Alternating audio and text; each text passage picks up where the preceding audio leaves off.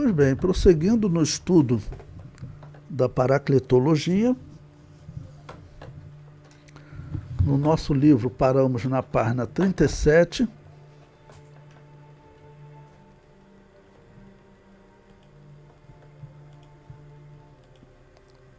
Estamos falando sobre os símbolos do Espírito Santo e já falamos do Espírito Santo como fogo e como vento.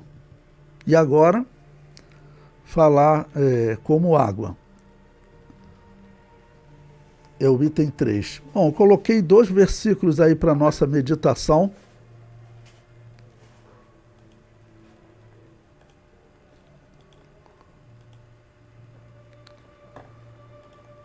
O primeiro versículo, João 4, versículo 14, que diz: Mas aquele que beber da água que eu lhe der, nunca terá sede, porque a água que eu lhe der se fará nele uma fonte de água a jorrar para a vida eterna. E também o capítulo 7, versículo 38 e 39, é uma continuação. Jesus diz: Quem crê em mim, como diz a Escritura, rios de água viva correrão do seu ventre. E isso disse ele do Espírito, aí João explicando, que havia de receber os que nele crescem, porque o Espírito Santo ainda não fora dado, por ainda Jesus não ter sido glorificado. Bom, então João explica o que é essa água viva que Jesus está prometendo. Então ele explica, isso ele está falando do Espírito Santo, né, para nós vermos como as nossas palavras elas têm efeito, como as nossas palavras elas têm poder, porque é isso que é prometido nas Escrituras. Tá bom? São rios de água viva que correrão do nosso ventre.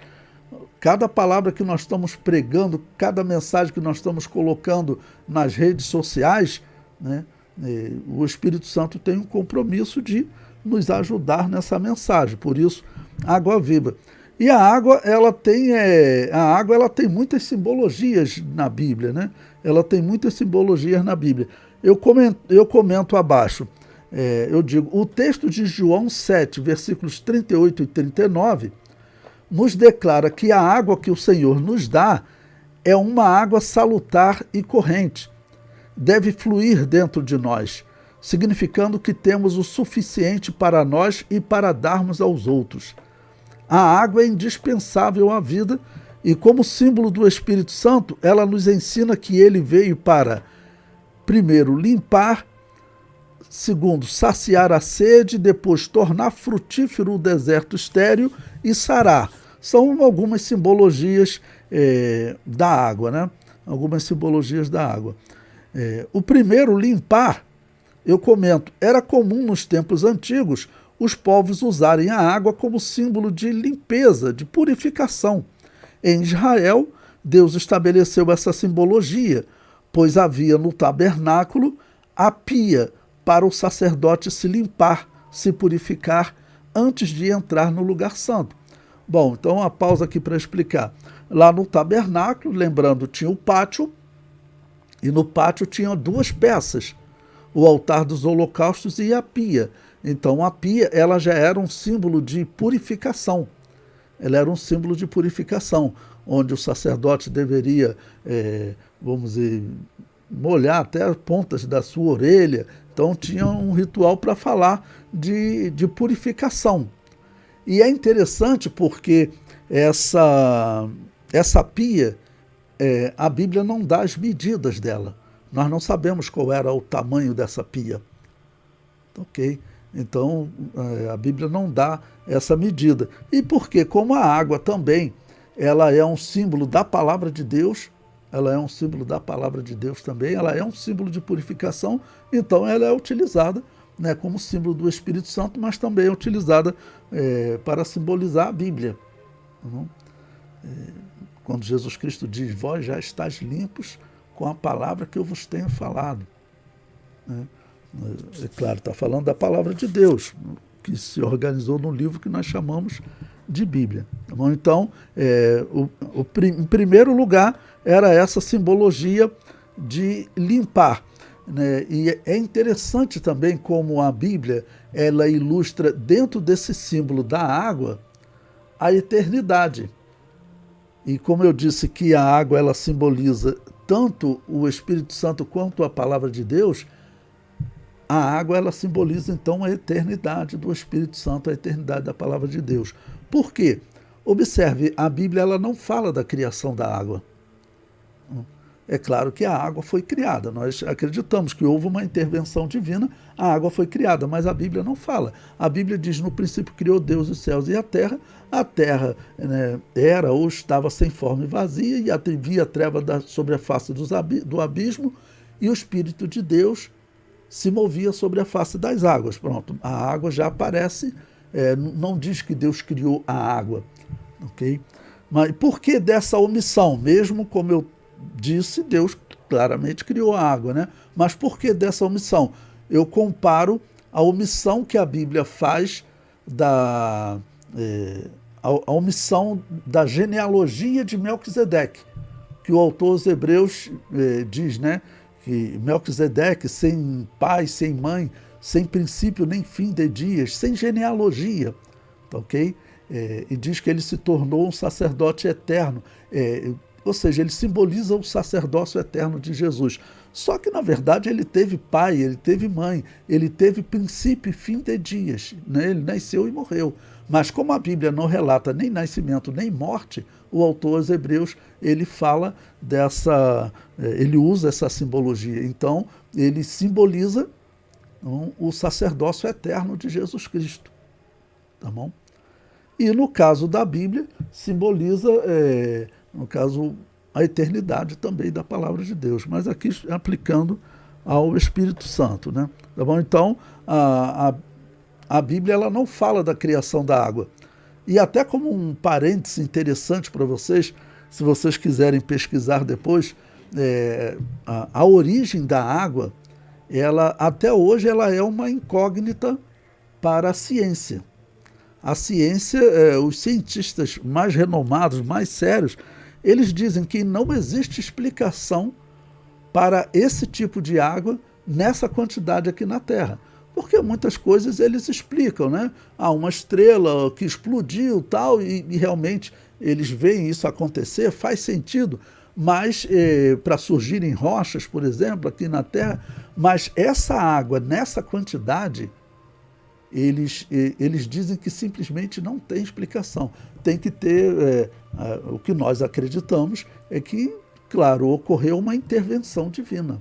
Deus criou a água, vamos dizer, nessa quantidade, interferindo na criação para que houvesse vida, porque existe uma interferência? Existe. A criação, no nosso entender, ela já não funciona sem você pensar em um ser poderoso que organizou ela. Os maiores cientistas falavam isso. Albert Einstein falava. Ele falava que ele acredita num Deus que organizou o universo. Ele, mesmo sendo judeu, não acreditava num Deus pessoal. Mas falando de criacionismo, ele acreditava que esse universo veio a existir a partir, né, de um ser poderoso. Tá bom? Então, ele assim acreditava sobre o universo. Então, a ciência, até hoje, ela não tem uma explicação sobre como surgiu essa água que tem aqui na Terra. Tem até uma história interessante, que certa vez eles pegaram, acho que foi em 2009 isso, se você pesquisar você vai encontrar, uma sonda chamada Rosetta. Uma sonda chamada Rosetta, que essa sonda ela foi enviada para pousar em um asteroide, capturar o líquido, o gelo que tem lá, trazer para a Terra e comprovar que a água que tem aqui na Terra veio dos asteroides. Bom, tem dois problemas. Os cientistas falam, é muita água para ter vindo dos asteroides. Mas, tudo bem, vamos lá provar. E quando eles chegaram lá, eles trouxeram realmente a água de volta, aquele líquido, só que eles viram que não é a mesma água que tem aqui na Terra. Essa é uma questão interessante. Não é a mesma água que tem aqui na Terra. Então, os cientistas simplesmente não sabem dizer hoje de onde veio essa água aqui para a Terra, né? O que nós acreditamos que foi uma intervenção divina. Foi uma intervenção divina. E isso o cientista não sabe explicar. E sendo uma intervenção divina, vamos dizer, criando água, isso interfere nos cálculos que os cientistas fazem para a idade da Terra. Porque eles falam, não, a Terra surgiu a partir de uma explosão do Sol e foi esfriando. Aí eles falam, essa bola, quando saiu do Sol, quanto tempo para ela esfriar? Aí eles falam, milhões de anos, porque ela é muito grande. Só que eles não colocam a água na equação, porque eles não sabem como surgiu a água. E certamente com a água, esse tempo, né, para resfriar a Terra, vamos dizer, diminuiria. É uma questão científica interessante, né? Tá bom? Pois bem, em segundo lugar, saciar a sede. Salmo 42, versículo 2 diz, a minha alma tem sede de Deus, do Deus vivo. Quando entrarei, me apresentarei ante a face de Deus. Ele faz uma pergunta, né? Bom, o salmista ele tinha o desejo, né, que todo cristão tem de sair desse mundo, né, de terminar a sua jornada. Porque todos nós que vivemos aqui na Terra, nós estamos sujeitos a falhas a qualquer momento. Falhas inacreditáveis, né? Pelo menos é o que o apóstolo Paulo descreve, né? Miserável homem que sou, o mal que eu não quero fazer, esse eu faço. E o bem que eu quero fazer, esse eu não faço. Ou seja, ele estava colocando no presente, então ele era sujeito às mesmas paixões também dos homens do Antigo Testamento. E, então, essa limitação que nos acompanha aqui na Terra, o homem quer se livrar dessa limitação, né? Bom, e falando de saciar a sede, a Bíblia fala, claro, do Espírito Santo. Por isso eu coloquei aí novamente João capítulo 4, versículo 14. Mas aquele que beber da água que eu lhe der nunca terá sede, porque a água que eu lhe der se fará nele uma fonte de água a jorrar para a vida eterna. Então, o trabalho do Espírito Santo, que Jesus Cristo prometeu enviar como Consolador, é exaltar o trabalho, a obra expiatória da cruz e fazer com que ela tenha efeito nas nossas vidas. Fazer com que ela tenha efeito nas nossas vidas. Normalmente, como que eu comento as pessoas, vamos dizer, no reino de Deus? São pessoas que olham para o passado e parece que tudo que aconteceu, tudo que ela fez no passado, parece que foi feito por outra pessoa. Não parece nem que foi feito por ela, né? É a obra dessa transformação do Espírito Santo. Eu comento abaixo. Essa água que Jesus promete enviar para saciar a sede da mulher samaritana é o Espírito Santo. Infelizmente, Israel havia buscado outras águas para saciar a sede. Eu gosto desse texto de Jeremias, né? Ou pelo menos usar ele, né, como mensagem, mas ele descreve um momento que Israel está fazendo escolhas erradas. Mas Deus diz, porque o meu povo fez duas maldades. A mim me deixaram o manancial de águas vivas e cavaram cisternas rotas que não retêm as águas, ou cisternas rachadas, ou cisternas inúteis, ou seja, cisternas que realmente não funcionam, que não tem como saciar a sede deles.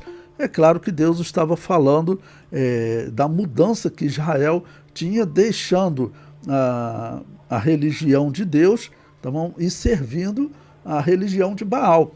Vamos lembrar que Jeremias, é até importante você ler Jeremias, principalmente no capítulo 44, onde ele tem debate lá com mulheres israelitas que elas praticavam a religião de Baal e elas argumentam com Jeremias que elas não iam parar, não.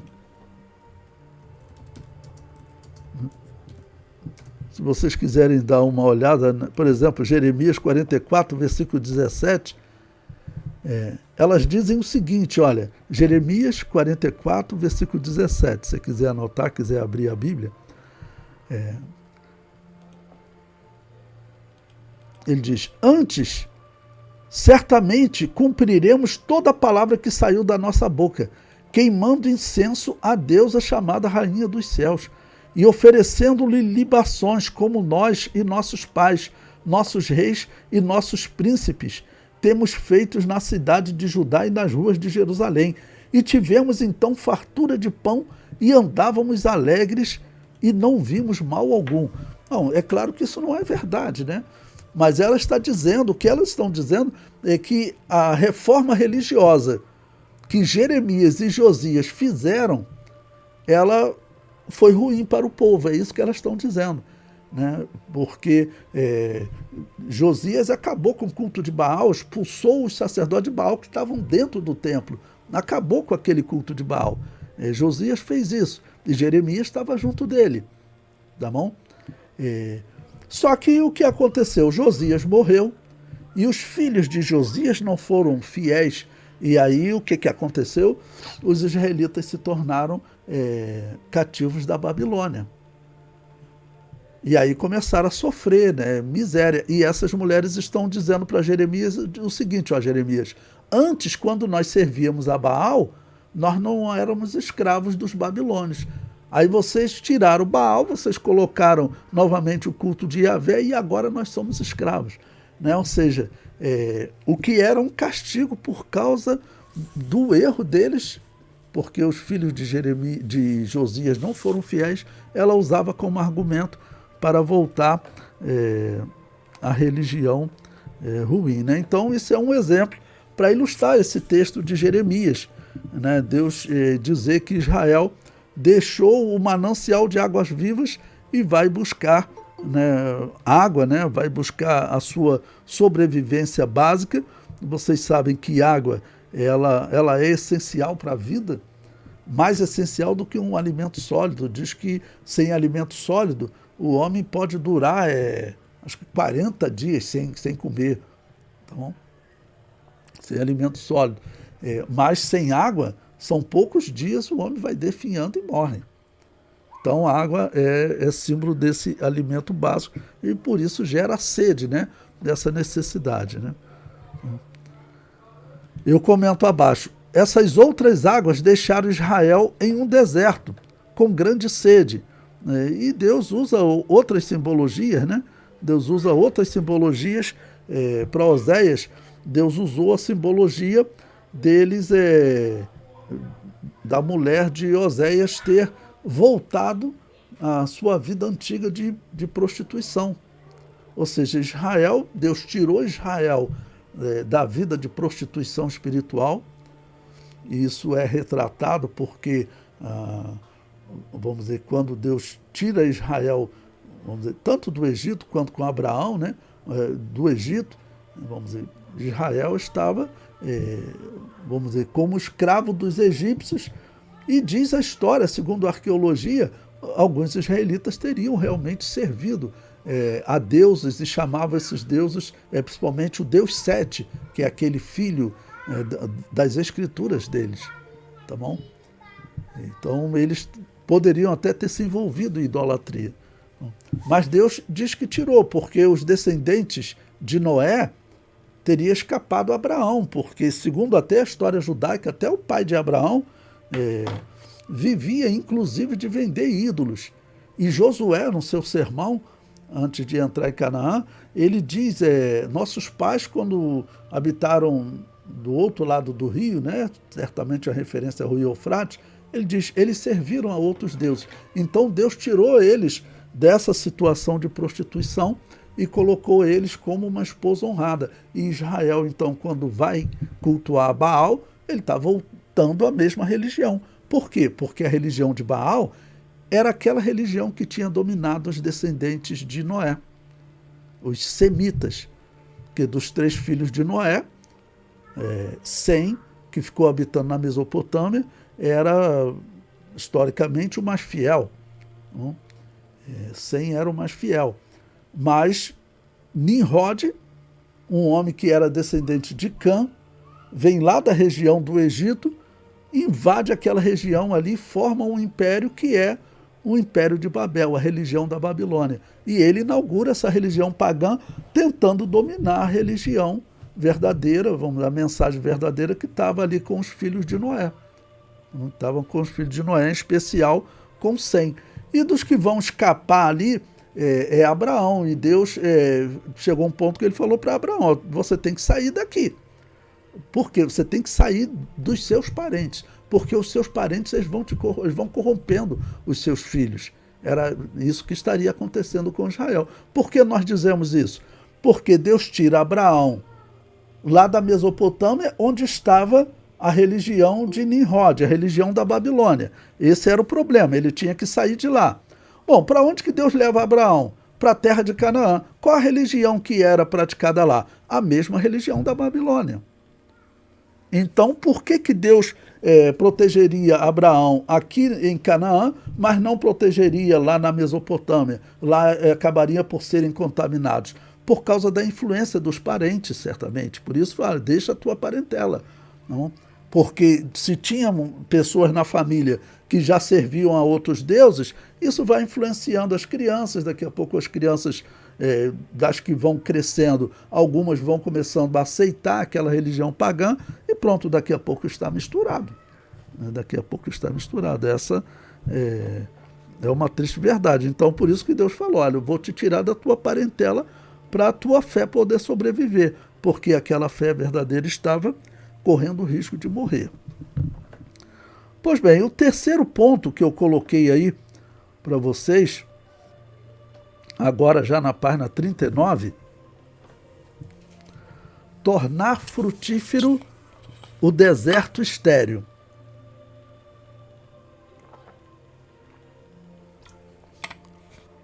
Não.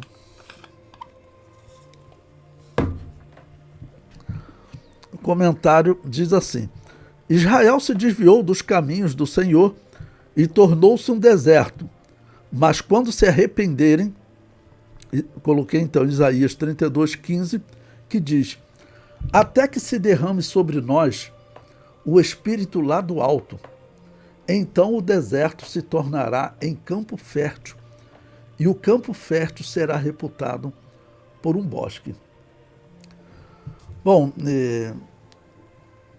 nós temos visto nas aulas como as mensagens sempre estão ligadas escatologicamente, porque a mensagem de Isaías fala da recuperação de Israel, a mensagem de Jeremias, de Ezequiel, de Daniel e Isaías, então, como nesse versículo, é claro, quem é que vai operar a recuperação em Israel?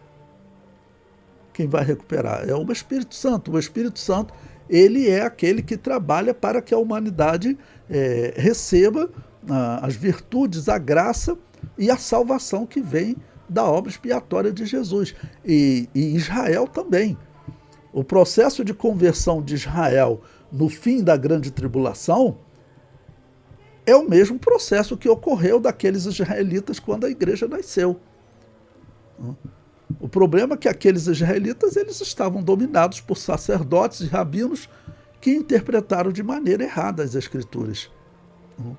E, segundo a profecia, um dia esses rabinos, essas autoridades judaicas, o Estado judeu, vai chegar à conclusão que realmente, se for seguir a profecia do Antigo Testamento, o Messias tem que ter vindo. Essa é uma questão essencial, se você tiver oportunidade de dialogar com o judeu. Se seguir as Escrituras do Antigo Testamento, não pode esperar um Messias futuro. O Messias tem que ter vindo. E tem que ter vindo próximo da data que Jesus veio e acabou sendo morto. E também tem que reconhecer que, pela profecia, o Messias ele seria morto. Ele não seria um guerreiro vitorioso como eles acreditavam. Pelo menos guerreiro, estou falando de guerra física, né? Então, esse momento que eles vão se converter, que Isaías está profetizando, ele está dizendo, até que se derrame sobre nós o Espírito lá do alto, né? Está falando que ele está falando do Espírito Santo. Está falando do Espírito Santo. E todo o efeito também, Ezequiel, quando profetiza, né, que vai tirar o coração de pedra e vai colocar um coração de carne, né? Claro, quem é que está fazendo essa operação em Israel durante o período chamado de Grande Tribulação, com a profecia das duas testemunhas, né, profetizando, claro, inspiradas pelo Espírito Santo, e Israel se convertendo. quem é que está operando essa transformação em Israel? É o Espírito Santo. Essa é uma das questões que eu falo que é inacreditável que algumas pessoas preguem que o Espírito Santo não estará aqui na terra durante a grande tribulação, se nós teremos profetas e também conversões. Tá bom? Bom, coloquei também Isaías 35, versículo 6, mais um exemplo falando de escatologia.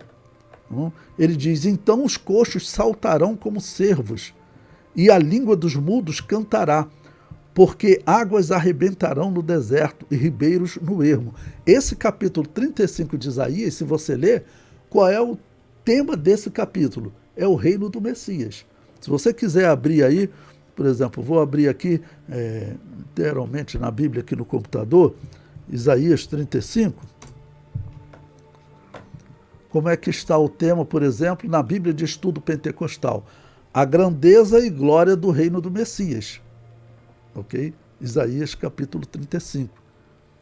Então, essa operação, esse milagre que ele está falando aqui, é mais um evento escatológico. Durante o milênio, o trabalho do Espírito Santo vai ser o mesmo trabalho que ele faz hoje na igreja. É o mesmo trabalho que ele faz hoje na igreja. Assim como o Espírito Santo está nos inspirando para nós estarmos pregando e representando Deus aqui na terra, durante o milênio, Israel vai fazer o trabalho que a igreja faz hoje. Israel serão os pregadores do evangelho aqui na terra. A igreja estará em corpos incorruptíveis, mas assim, quem estará vivendo aqui como modelo e pregando serão os israelitas. Essa é a profecia. E quem é que vai estar fazendo por Israel, então, nesse período, o que faz pela igreja hoje? É o Espírito Santo. Não? É o Espírito Santo. E aqui também ele fala, assim, realizando milagres. O milênio, ele é um período que ele fala de uma restauração de tudo, irmãos. E tudo isso nós veremos também em outras partes mais à frente, é obra do Espírito Santo. Porque desde o princípio da criação, o Espírito Santo aparece como esse símbolo de restauração. Lembra que nós estudamos lá no versículo 2 do capítulo 1 de Gênesis, quando o Espírito Santo está se movendo sobre a face das águas, aquele mover ali já é uma simbologia ligada como uma ave sobre um ninho, preparando os ovos, mantendo ele na temperatura certa para ele vir à vida. Para ele vir à vida. E até tem escritos rabínicos, os judeus na história, eles por isso comentavam, né, que o Espírito Santo estava e usavam a simbologia de uma pomba. Nós vamos até falar hoje da simbologia de pomba, né, o Espírito Santo como pomba. Eles utilizavam até a figura da pomba. Utilizavam a figura da pomba. Pois bem, coloquei também Isaías 41, versículo 18.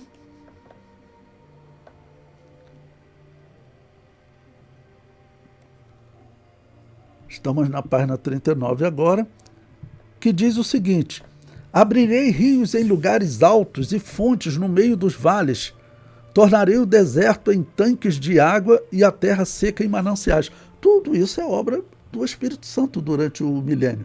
Tá bom? Durante o milênio, nós vemos pela profecia que os homens terão a vida estendida.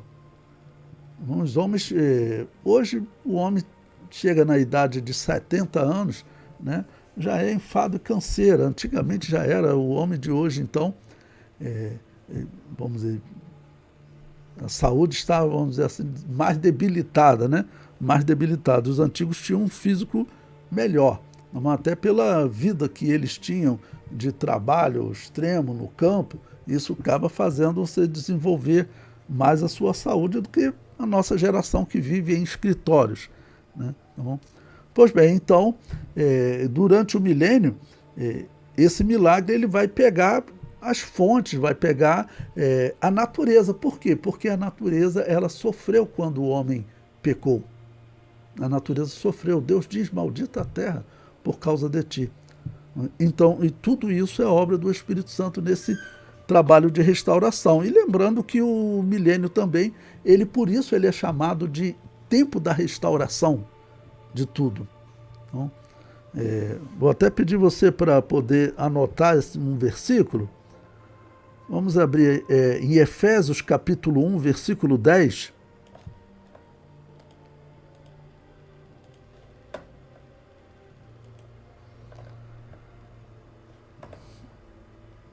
Efésios capítulo 1, versículo 10, que diz o seguinte: de tornar a congregar em Cristo todas as coisas na dispensação da plenitude dos tempos, tanto as que estão nos céus como as que estão na terra. Esse é um primeiro versículo. Mantenha ele marcado.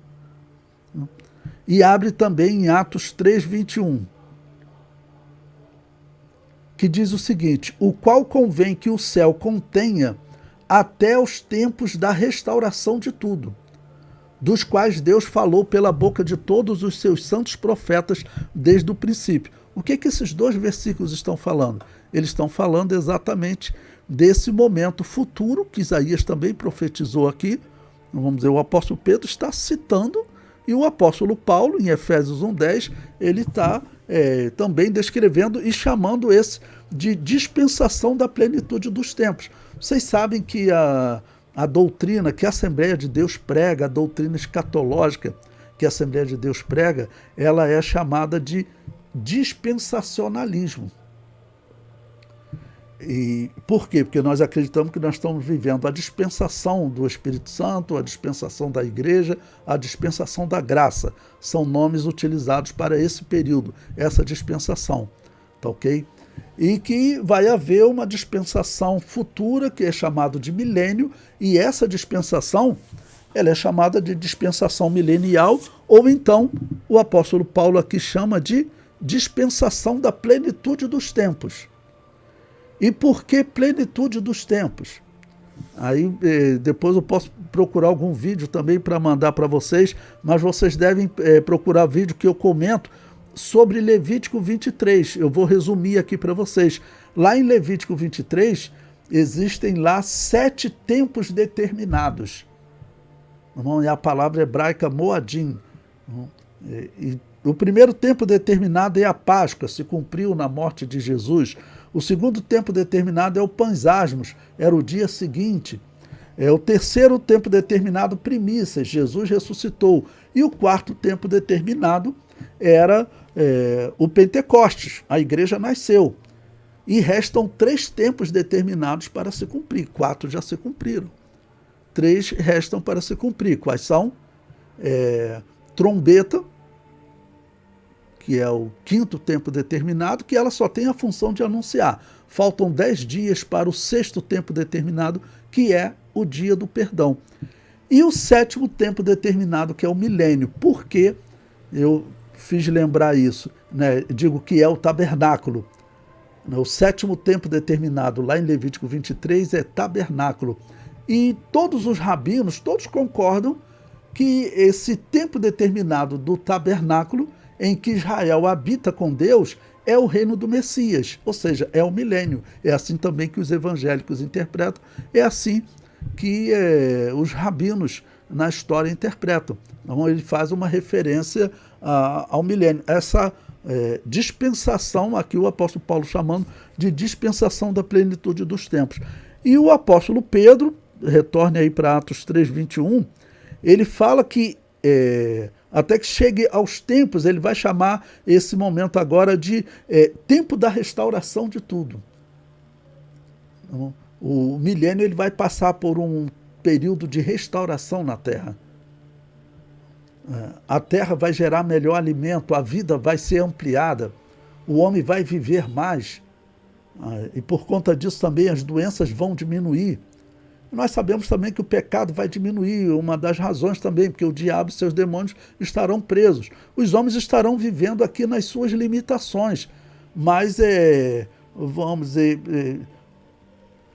o homem que ele comete um erro, a consciência dele pesa, o homem ele acaba sentindo vergonha e abandonando aquele erro, a não ser que ele viva como o mundo vive hoje, sendo impulsionado ao mal por Satanás e seus demônios.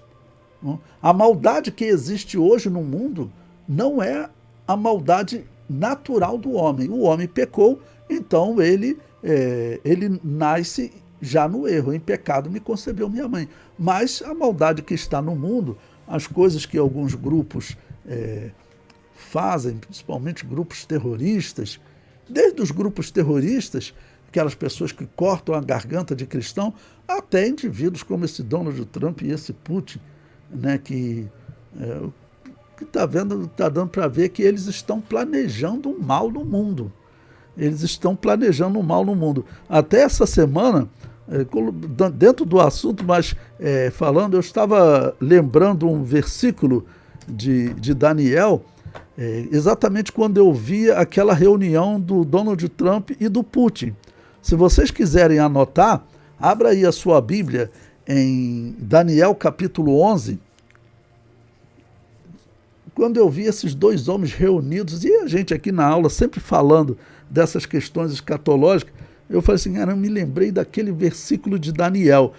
Então, Daniel 11, 27, se você abriu aí, ele diz o seguinte: também esses dois reis, né, por isso que eu lembrei do Donald Trump e do Putin, né, terão o coração atento para fazerem o mal, e a uma mesma mesa falarão a mentira. É interessante que ele não diz simplesmente que eles falarão uma mentira, né? Mas falarão a mentira, ou seja, qual seria a grande mentira da história? Pela profecia, em algum momento, duas pessoas principalmente, que o Apocalipse dá um nome como anticristo, falso profeta, mas duas pessoas vão dizer à Terra, vão propor no planeta Terra que a melhor coisa é a humanidade substituir toda espécie de cristianismo por uma religião única. Isso muito provavelmente vai acontecer. Bom, é esse o projeto que nós vemos acontecer na história quando o paganismo tenta tomar o cristianismo. É isso que o paganismo faz, vamos dizer, dominando algumas igrejas na história. A igreja de Constantino foi dominada pelo paganismo, não tem jeito.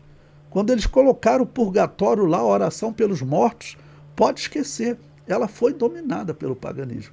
E até hoje eles estão trabalhando para dominar toda a igreja de Jesus, né? Então, pois bem, mas aí o versículo conclui aqui em Daniel 11, 27, né, que eles se assentarão à mesa e falarão a mentira. Ela, porém, não prosperará, porque o fim há de ser no tempo determinado. E todo esse estudo que nós comentamos, que escatologicamente sempre foi falado, claro, nesses tempos determinados, se cumpriram na história, né, e parece que está perto de se cumprir nos nossos dias. Parece que está perto de se cumprir nos nossos dias. Isso é muito significativo, né? Pois bem, em quarto lugar, agora na página 40, também outro símbolo da água é Sará. Outro símbolo da água é Sará. Eu peguei o texto de Ezequiel, que é um texto profético também, escatológico, não? Também está falando do período do milênio e, claro, da operação que o Espírito Santo vai fazer nessa recuperação da humanidade, né? Ezequiel 47, versículo 9. E será que toda criatura vivente que vier por onde quer que entrarem esses dois ribeiros viverá. E haverá muitíssimo peixe, porque lá chegarão essas águas e sararão. E viverá tudo por onde quer que entrar esse ribeiro, né?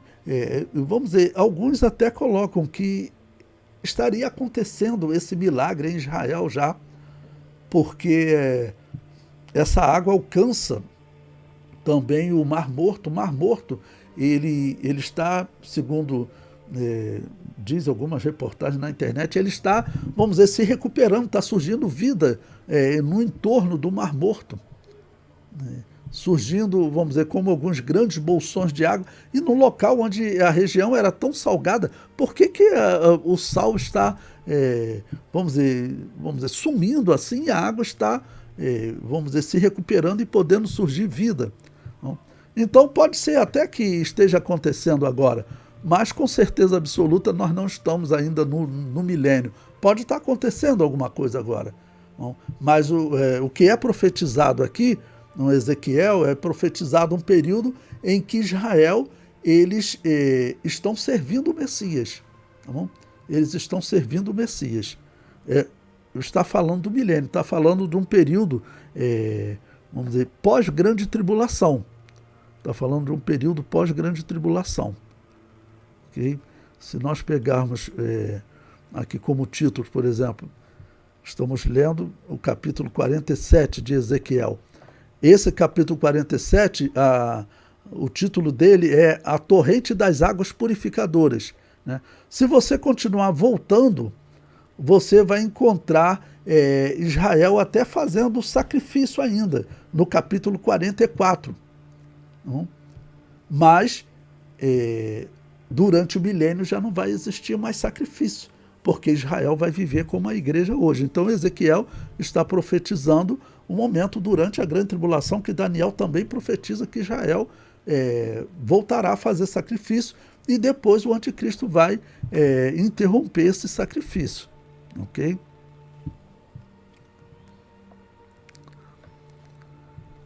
Bom, mas então eu vou ler aqui no capítulo 47 de Ezequiel, se quiser abrir aí, os versículos anteriores a esse versículo 9. Eu vou ler 4 versículos. Vamos ler do versículo 1 ao 3 e o versículo 8 também. Como não dá para colocar tudo aqui no livro, vamos contextualizar lendo esses versículos, né? O versículo 1 diz o seguinte: Depois disso me fez voltar à entrada da casa, e eis que saíam umas águas de debaixo do umbral da casa para o oriente, porque a face da casa olhava para o Oriente. Vocês sabem que o Oriente, ele é símbolo do lugar onde vem a salvação. Lá no Jardim do Éden, havia, vamos dizer, um caminho da árvore da vida que ficava no Oriente do Éden. E quando Jesus nasce, Simeão, que apresenta Jesus, ele fala a salvação que nos veio do Oriente, a salvação do Oriente nos visitou, porque o Oriente tinha essa simbologia, né, de onde vem a salvação, uma simbologia que Deus estabeleceu no Antigo Testamento. No tabernáculo, o tabernáculo ele tinha que ficar virado para o nascer do sol, para o Oriente. E a tribo de Judá, de onde viria o Messias, ela tinha que ficar na frente do tabernáculo. Então tinha essa simbologia, o lugar de onde vem a salvação. E prossegue dizendo: E as águas vinham de baixo, desde a banda direita da casa, da banda do sul do altar. E ele me tirou pelo caminho da porta do norte e me fez dar uma volta pelo caminho de fora, até a porta exterior, pelo caminho que olha para o oriente. E eis que corriam umas águas desde a banda direita. Saiu aquele homem para o oriente, tendo na mão um cordel de medir, e mediu 1000 côvados, e me fez passar pelas águas, águas que me davam pelos tornozelos. Bom, 1000 côvados equivale a mais ou menos uns 500 metros, né? Metade, né? Tá bom? Bom, e o versículo 8, e aí ele vai, né, vamos dizer, caminhando. Versículo 8, então me disse, estas águas saem para a região oriental e descem a campina e entram no mar, e sendo levadas ao mar, sararão as águas. Então, como é interpretado esse texto, é interpretado essa cura que vocês vão encontrar que estaria acontecendo um fenômeno lá em Israel agora, que seria o surgimento de bolanes, que eles chamam, e que as águas desse local são águas que elas têm vida, mesmo sendo naquele local cercado de água salgada. Eu até falei, pode ser, mas o milagre mesmo vai acontecer durante o milênio, porque no milênio, vamos dizer, o que vai estar acontecendo é sarando as nações, sarando as pessoas, porque as nações estão enganadas, irmãos. Você vai para um país como a China, todas as pessoas têm uma religiosidade, né? Porque Deus colocou um testemunho dentro do homem, mas eles estão lá acreditando que os seus parentes que morreram, né, eles têm como ser beneficiados se fizer uma oração, um sacrifício, um culto. Ou então você vai alcançar a perfeição se você melhorar a sua mente, se você estudar, né, se você for um filósofo.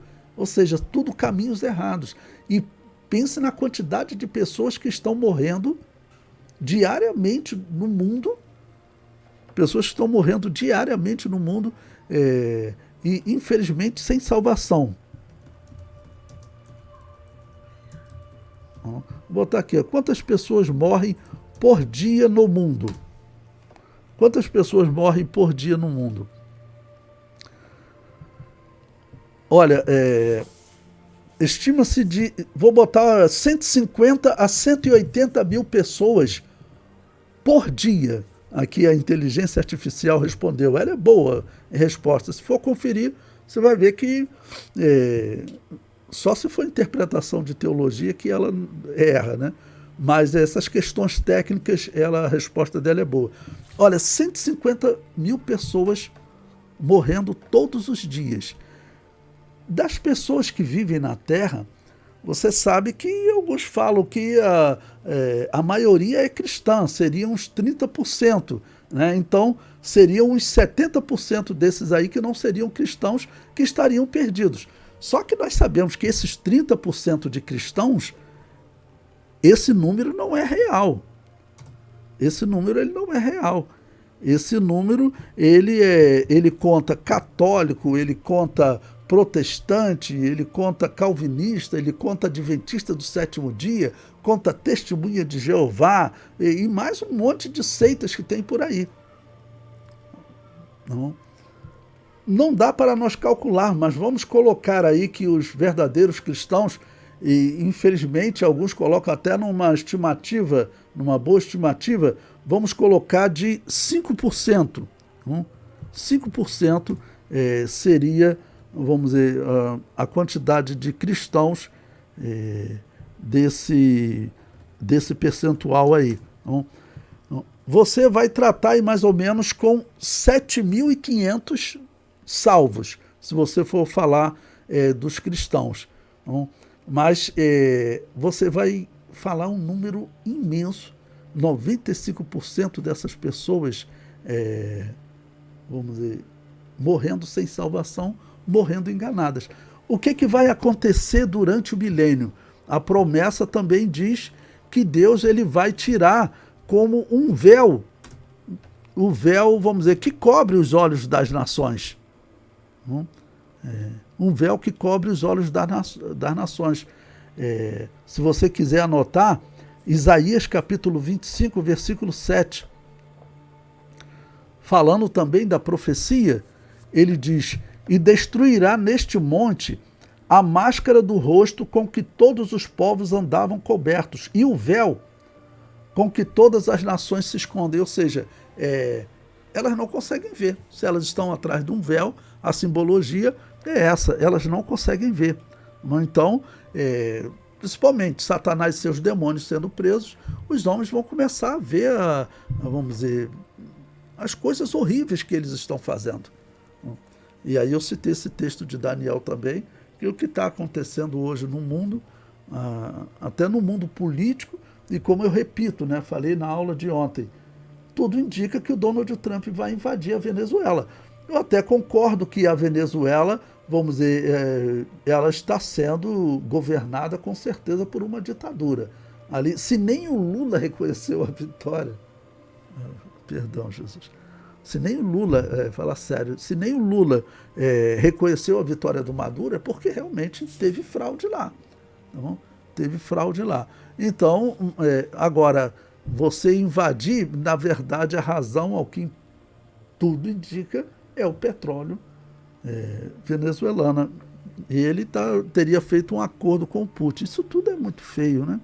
Isso tudo é muito feio, mas é normal. E ele ainda está reivindicando, tem pessoas reivindicando para ele o Prêmio Nobel da Paz, porque ele está conseguindo um acordo de paz entre a Ucrânia e a Rússia. Só que o acordo de paz é o seguinte, é a Ucrânia abrir mão do seu território e entregar para os russos 20% do território ucraniano, e que os especialistas dizem que, na verdade, a Rússia nem conquistou esses 20%.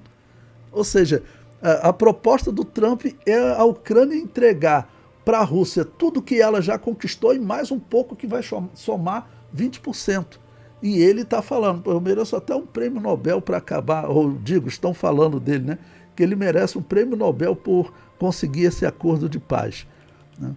E sem contar também que nesse acordo de paz envolve Israel também, né? Bom, eu, para contextualizar esse texto de Ezequiel, eu comento aí, Ezequiel estava cativo na Babilônia. Bom, isso aí, ele estava cativo na Babilônia, ele foi cativo em 597. Ele foi cativo em 597. Então, esse é mais ou menos o período em que ele está sendo revelado. Tá bom? E aqui vai dar a data, né? A gente consegue pelos capítulos de Ezequiel. Tá bom? Ezequiel capítulo 40, versículo 1, se você quiser anotar, ele diz o seguinte: no ano 25º do cativeiro, no princípio do ano, no 10º dia do mês, 14 anos depois que a cidade foi ferida, naquele mesmo dia veio sobre mim a mão de Yahvé e me levou para lá. Bom, ele está falando aqui que é o 25º dia, né? Então, considerando essa data de 597, quando a cidade foi ferida, e 586 ela é destruída. Tá bom? Então, contando 25 anos, seria mais ou menos o ano 542, né, que Ezequiel estava cativo na Babilônia. Para você entender, são cerca de 2.572, quase 2.600 anos. O ano de 2025 representa quase 2.600 anos, tá, ok? Desde que Ezequiel recebeu essa revelação, tá bom? Nesse momento.